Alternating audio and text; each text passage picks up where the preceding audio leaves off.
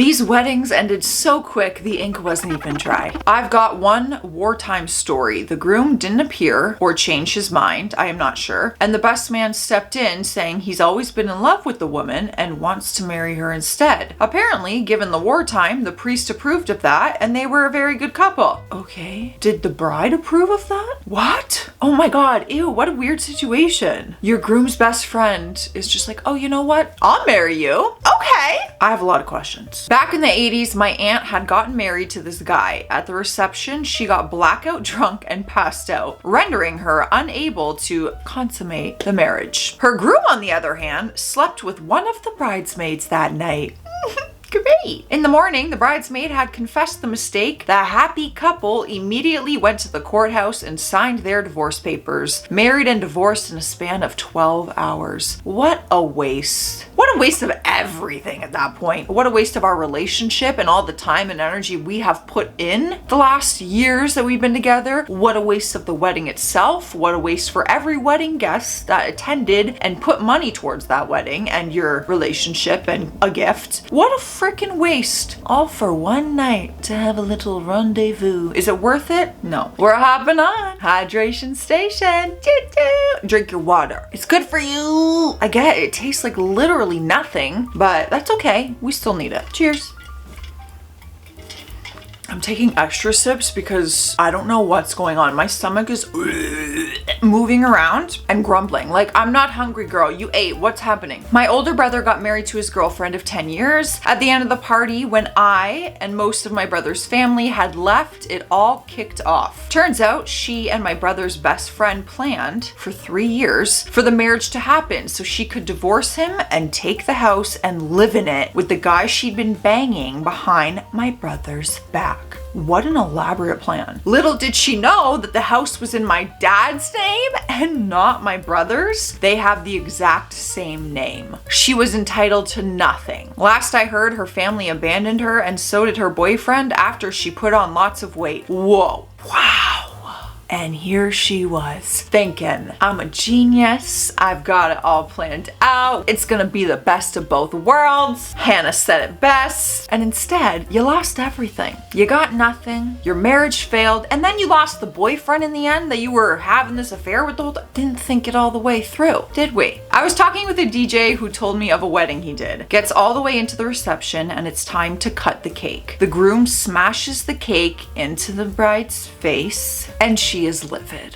Rightfully so. She turns red, screams at him, and slaps him across the face so hard it sounds like a gunshot, and it echoes across the reception, huh? Okay, well, I can't justify that. Everyone gasps and gets quiet. She storms off. A little while later, the father of the bride comes up to the DJ and hands him $500. He says, listen, this marriage is over. She actually left the building, but I've paid for this party and all my family and friends are here. I want you to finish out the night and finish it strong. Keep the music playing and don't mention the two of them again for the rest of the night. He agrees and everyone has a grand old time. I cannot justify you putting your hands on anyone, especially over cake. Let's be real, a little bit of perspective. However, don't smash my face in cake on my wedding day. And I love this plan. It is already paid for. We might as well have a party. We got food, we got drinks, we got music. We're gonna have a party. And if you don't want a party, that's fine, but I'll be on the dance floor. This happened around 20 years ago. I am Indian and was supposed to get married to a guy who was a close family friend. That guy was nice and all, but on the wedding day, he ran with my sister. Yes, you guys read it right. He ran away with my younger sister. So my entire family was very upset and claimed his younger brother as compensation. Oh, I got married to his younger brother. Marriage, what? Marriage has turned out superb, like one of those dream marriages you see on TV. But yes, that marriage was an accident. Wait, okay, there's so much happening here that I don't know if I'll ever understand. Your husband ran away with your younger sister. So they were like, that's okay.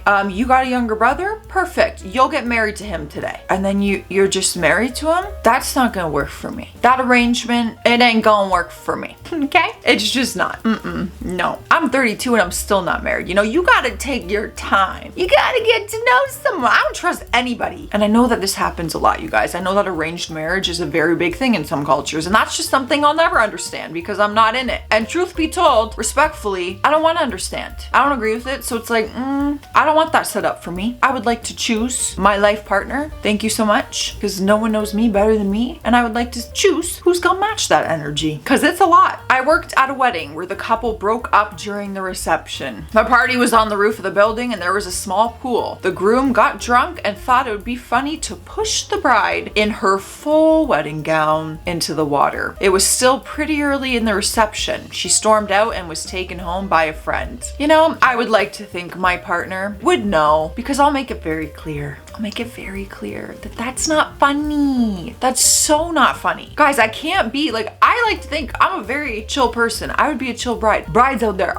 is this funny? You got your hair, makeup, your dress, everything. You still have the rest of the night to enjoy. I don't forget the money it costs. I don't even want to just be wet. I don't want to be soaking wet the rest of the night. I don't want my makeup dripping down my face. I don't want my hair soaking wet and drying. Do you know how frizzy that's gonna be? Can you imagine me? I'm gonna be playing with my hair in all my wedding photos as it is. Imagine after being pushed in a pool. No, it's just rude. When I was going through law school, I used to process serve in the evenings, handing out summons and delivering divorce papers. Yeah, crappy job, but that is another story. I usually never had time to read the complaints, but I was having trouble finding the husband to serve the divorce papers on. He had deserted from the Navy, so I hoped that the papers might have some clue in them as to how I could find him. Turns out the complaint stated that he left the wedding reception with one of the bridesmaids, and at that point the wife determined that the marriage was over. Well, just look for the bridesmaid, because he's probably with her. Great. Forget about the groom being a piece of, what are all these bridesmaids doing? Because you were chosen as a bridesmaid, which means you were very important to the bride,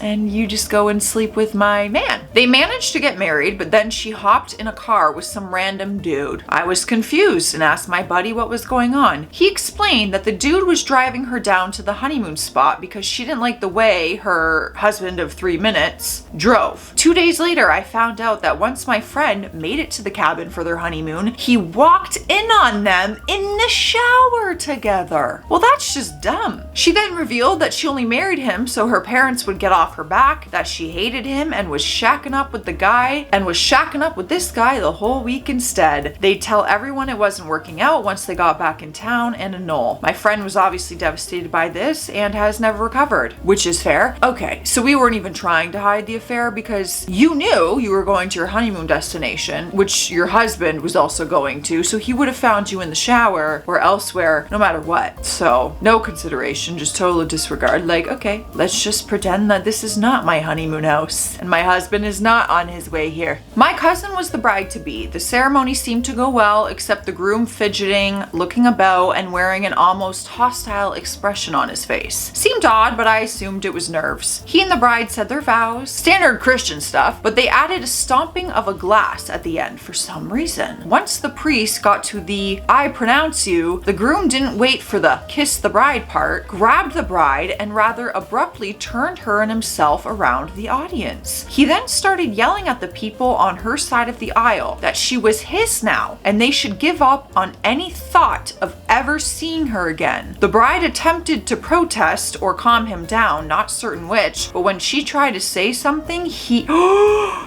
backhanded her hard enough to knock her off of. Oh my gosh. This all happened in a few seconds and everyone in the audience was stunned. Just as we started to react, the priest proceeded to land a solid punch on the groom's face.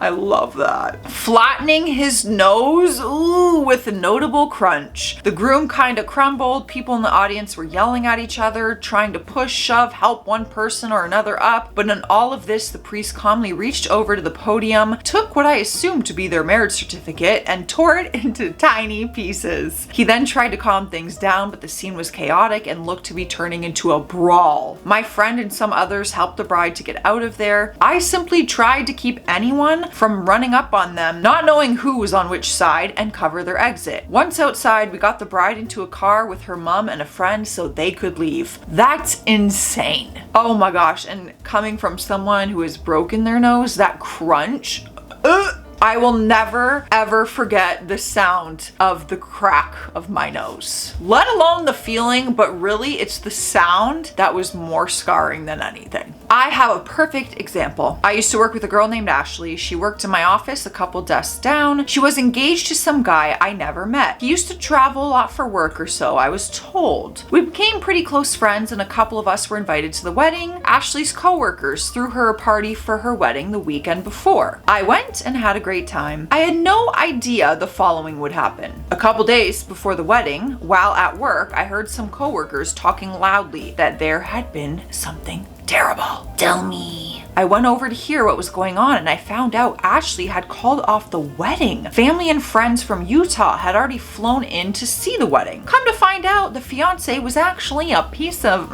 lowlife. He had no job and was stealing from her. She decided not to go through with it. So 3 months after the canceled wedding, Ashley and I started dating. She told me later she had doubts about the marriage and had feelings for me, which I didn't know. I had them as well until after the ordeal. We have been married for 5 years now and have a son together. When people ask how we met, we leave that story out. Okay, that's a plot twist. Didn't see that coming. Okay, yeah, well, I understand why you left that part out. Doesn't look great for you guys, but I guess congratulations. You know, there wasn't an affair going on. You guys didn't know you had feelings until after, right? I'll let it slide. And that's it. Stay classy out there. Stay sassy. I'll see you tomorrow.